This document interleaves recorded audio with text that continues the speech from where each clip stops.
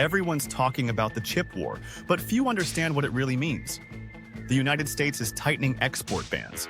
China's racing to build its own chips. And NVIDIA's Jensen Huang just said something every policymaker should fear.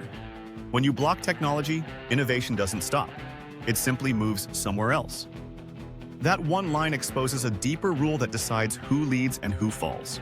And today, Global Notes by JP is taking you back to see how every empire that tried to freeze innovation ended up fueling someone else's rise. Long before semiconductors or sanctions, China ran the world's most valuable tech monopoly, not on chips, on silk. For centuries, sericulture was guarded by imperial decree. Smuggling silkworms was punishable by death. The system worked for a while.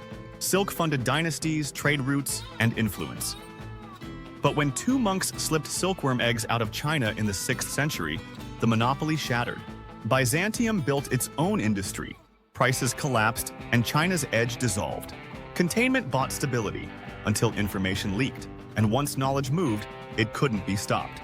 Fast forward 1,000 years. Britain dominates the Industrial Revolution and tries to keep it that way. Parliament bans engineers from leaving and forbids exporting machinery.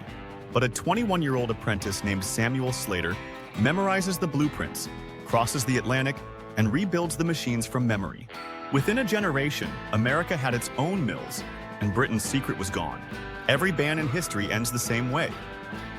The wall slows the rival, but it also slows you. The United States learned that lesson again in the Cold War. After World War II, Washington tried to keep nuclear and computer technology out of Soviet hands. It slowed them down, but spies, smuggling, and independent research filled the gap. By 1949, the Soviet Union had the bomb. By the 1970s, it had mainframes built from cloned Western designs. Containment buys time, not dominance. Innovation speed decides who wins. Now, the same logic drives the chip war. Washington cuts off advanced GPUs, believing it can freeze China's progress. Beijing responds with trillion-yuan subsidies, new fabs, and a flood of engineers returning home. Exports shrink, but innovation doesn't. When one side blocks, the other learns faster. That's the hidden rule of power. Technology moves, power follows the flow, and every time someone tries to dam it, the current just finds a new channel. The bigger danger isn't that rivals catch up, it's that fear of losing makes the leader stop creating. Empires fall not when secrets leak, but when curiosity does. So when you hear talk of new bans or sanctions, ask one question: are we protecting innovation or protecting the illusion of control?